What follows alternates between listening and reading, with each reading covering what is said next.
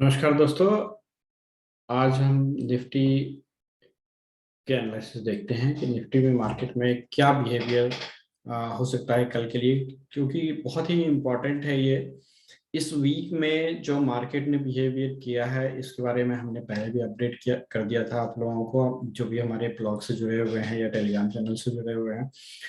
उन्हें सारी updates properly मिल गई थी पहले ही कि मार्केट में जो ये एक रिट्रेसमेंट है। मैं इसको करेक्शन नहीं बोलूंगा क्योंकि बहुत सारे लोग इसको करेक्शन बोल सकते हैं। मैं इसे करेक्शन नहीं बोलूंगा क्योंकि ये करेक्शन नहीं है, ये बिल्कुल एक स्मॉल रिट्रेसमेंट है।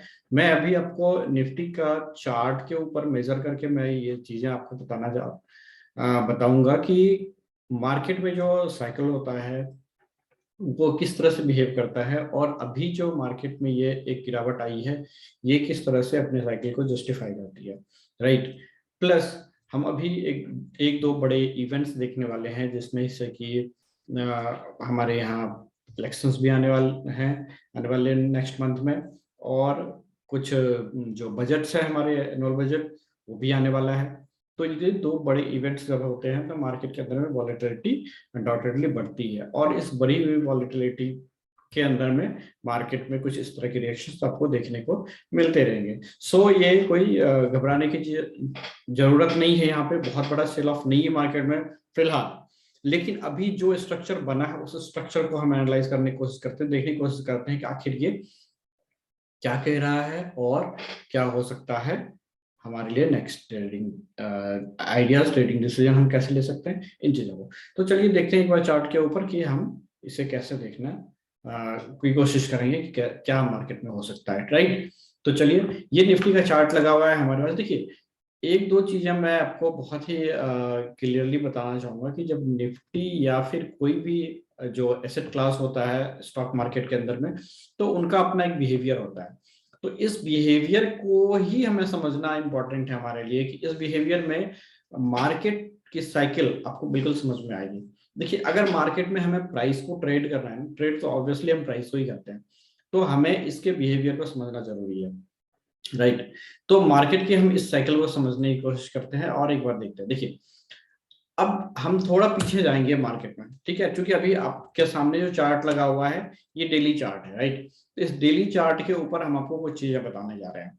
तो अब इन चीजों को देखेंगे हम यहाँ पे कि सच में ये चीजें कैसे काम कर रही है। राइट। आइए इन चीजों को थोड़ा हम देखने की कोशिश करते हैं। अब यहाँ पे हम एक जो ये लो है यहाँ पे, हम सबसे पहले इस लो को देखेंगे। ठीक है। राइट। तो ये जो लो है वो किस तरह से मार्केट में बिहेव कर रहा है अभी।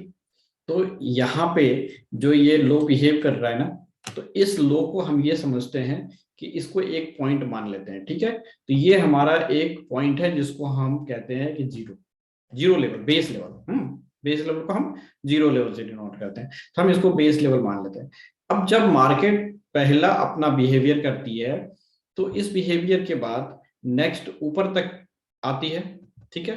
तो ऊपर में मार्केट जहां पे एक बड़ा रिट्रेसमेंट करती है, एक बड़े लेवल को रिट्रेसमेंट करती है, वो ये पॉइंट है जहां से मार्केट में क्या हुई, एक रिट्रेसमेंट हुई। कैसे मार्केट यहां से चली, मैं आपको क्लीन चार्ट थोड़ा दिखाता हूँ।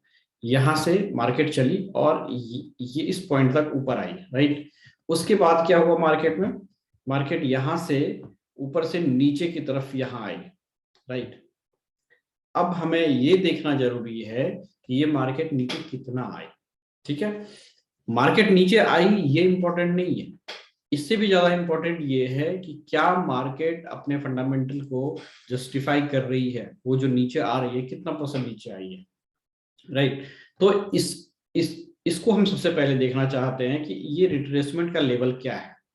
देखिए मुझे चाहिए कि अगर मेरे थ्योरी को जस्टिफाई करेगी ये तब जब मिनिमम कितना रिट्रेसमेंट होना चाहिए, ये रिट्रेसमेंट होना चाहिए 33%, 33% मिनिमम। ठीक है। टू 38%,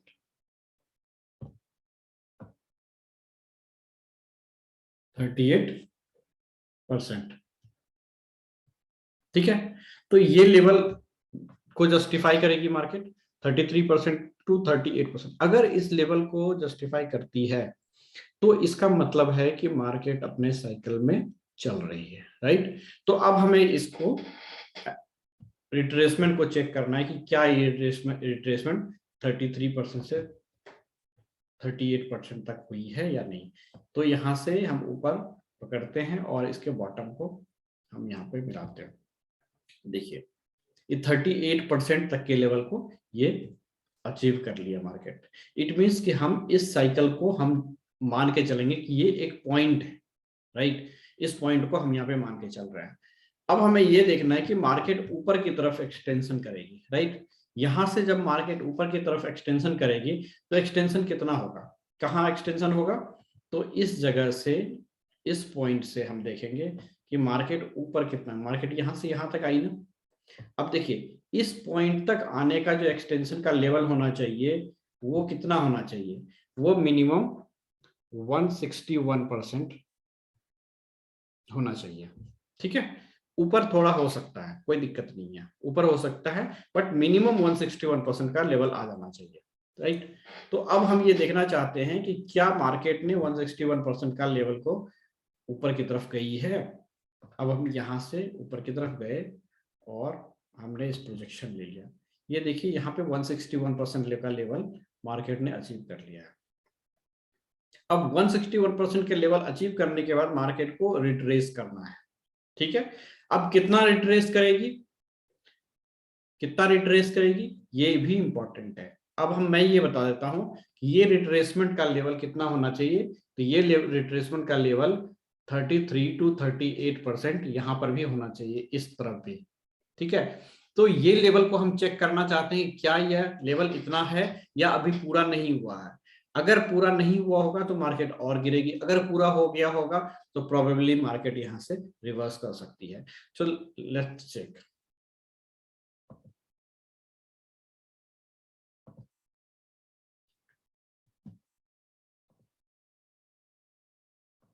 इस लेवल को हम पहले चेक करना चाहते हैं। अब देखें कि ये रिट्रेसमेंट का लेवल हम चेक करना चाह रहे हैं कि ये जो इसका टॉप है ना, इस टॉप को पकड़ेंगे और इसके बॉटम को मिला देंगे। क्या ये जो नीचे आई 38% का लेवल मार्केट ने हिट कर लिया है। ठीक है, 38% का लेवल हिट कर लिया है। इट मीन्स कि मार्केट जो चल रही है वो अपने साइकिल में चल रही है। ठीक है, और 38% हिट करने के बाद मार्केट यहां से रिवर्स होती है नीचे की तरफ। यहां आई थी, इतना नीचे की तक आई और यहां से ऊपर की तरफ जाके ये क्लोज कर रही है। ठीक है, नीचे आई और नीचे से यहाँ कितना नीचे आया, नीचे आया 17,648 और क्लोजिंग कितनी है 17,000। नीचे कितना आया 17,648 और क्लोजिंग कहाँ हुई है, क्लोज हुई है 17,750। इट मींस कि 100 पॉइंट मार्केट 100 पॉइंट ऊपर की तरफ खींच लिया। ठीक है, 100 पॉइंट मार्केट नीचे से ऊपर रिकवर कर जाती है क्लोजिंग आवर के आते आते, राइट। तो अब हम ये देखने की कोशिश करते हैं कुछ इंट्राडे चार्ट्स पे और पे चलते हैं और देखते हैं कि यहाँ पे क्या हुआ है। अब ये देखिए मार्केट नीचे की तरफ आई यहाँ तक, ठीक है, और यहां से वापस ऊपर क्लोज हुई है, राइट। अब ये जो ऊपर क्लोज हुई है ना मार्केट में, तो इस लेवल को हम ये देखने की कोशिश कर रहे हैं कि ये जो लेवल है ना, इस लेवल पे अब ये देखिए मार्केट यहां से नीचे की तरफ आई और क्लोजिंग हुई है ऊपर की तरफ।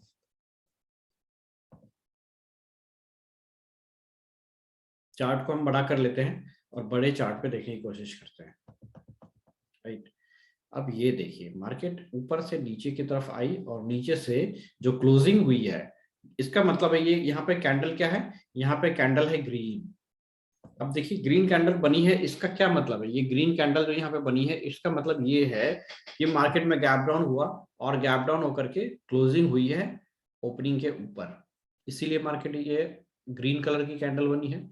अब हमें ये समझना इंपॉर्टेंट है हमारे लिए कि क्या मार्केट का बिहेवियर क्या हो सकता है। ये जो कैंडल यहाँ पे बनी है ना डाउन साइड मार्केट का स्ट्रक्चर क्या था, डाउन ट्रेंड थी, और डाउन ट्रेंड में यहाँ पे डोजी बनी है, राइट। तो यहाँ पे जो ये कैंडल बन रही है ना, ये कैंडल क्लियरली रिवर्सल का सिग्नल दे रही है। अब मान लेते हैं हो सकता है कि ये कैंडल फॉल्स भी साबित हो जाए, राइट। तो यहाँ पे हमें क्या करना है, अगर हमें एक चीज देखनी है कि मार्केट में स्ट्रक्चर जो बन रहा है ना, इस स्ट्रक्चर के हिसाब से कहाँ पे हमें ट्रेड लेनी है, ट्रेड लेनी है अगर मार्केट इस रेंज के ऊपर आएगी, यानी इसकी जो हाई लगी थी ना, इस कैंडल की जो हाई है, इसके ऊपर अगर जाती है तो हमें यहाँ से बाई करनी है, राइट। जब तक इसके ऊपर नहीं जाती है तो हमें यहाँ पे बाई नहीं करनी है। अब इसके ऊपर बाय हम कहाँ करेंगे, बाय कहाँ करेंगे ये हम देख लेते हैं। हम जब भी बाय करेंगे तो 7710 के ऊपर ही हम बाई करेंगे, इससे पहले हम बाई नहीं कर रहे हैं, राइट।